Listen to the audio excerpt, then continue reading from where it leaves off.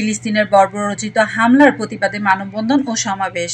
ফিলিস্তিনে ইসরায়েলি হামলা মানবাধিকার লঙ্ঘনের প্রতিবাদে ও হামলার বন্ধের দাবিতে নেত্রকোনায় মানববন্ধন ও সমাবেশ হয়েছে।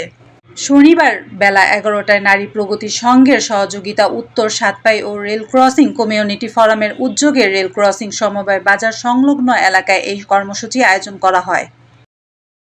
আপনি কি প্রবাসে গিয়ে স্বাবলম্বী হতে চান? পূর্বে বুকিংকৃত বিমানের টিকিট পরিবর্তন করতে চান, অথবা ট্যুরিস্ট ভিসার মাধ্যমে এই সুন্দর পৃথিবী ঘুরে দেখার স্বপ্ন দেখছেন? আপনার স্বপ্নকে বাস্তবায়ন করতে A to Z travels and tours আছে আপনার সাথে। সমাবেশে নারী প্রগতি সংঘের উত্তর সাতপাই ও রেল ক্রসিং কমিউনিটি ফোরামের সভাপতি বীরেন্দ্র দেবের সভাপতিত্বে, কুনিয়া কমিউনিটি ফোরামের সভাপতি মোহাম্মদ কামাল হোসেনের সঞ্চালনায়, নারী প্রগতি সংঘের ব্যবস্থাপক মৃণাল কান্তি চক্রবর্তী, উন্নয়ন কর্মকর্তা কল্পনা ঘোষ, কমিউনিটি ফোরামের সাধারণ সম্পাদক নিরঞ্জন সরকার, সদস্য সৈয়দ ওসিউল্লাহ রাসেল, ইলা রানী বিশ্বাস সহ অন্যান্যরা বক্তব্য রাখেন। সময় জাতি, ধর্ম, বর্ণ নির্বিশেষে শত শত নারী পুরুষ উপস্থিত ছিলেন। মানববন্ধনের ফিলিস্তিনে ইসরায়েলের বর্বরোচিত হামলা দ্রুত বন্ধ করার আহ্বান জানান বক্তারা। Tamanna Akter Rimi, ২৬ TV news.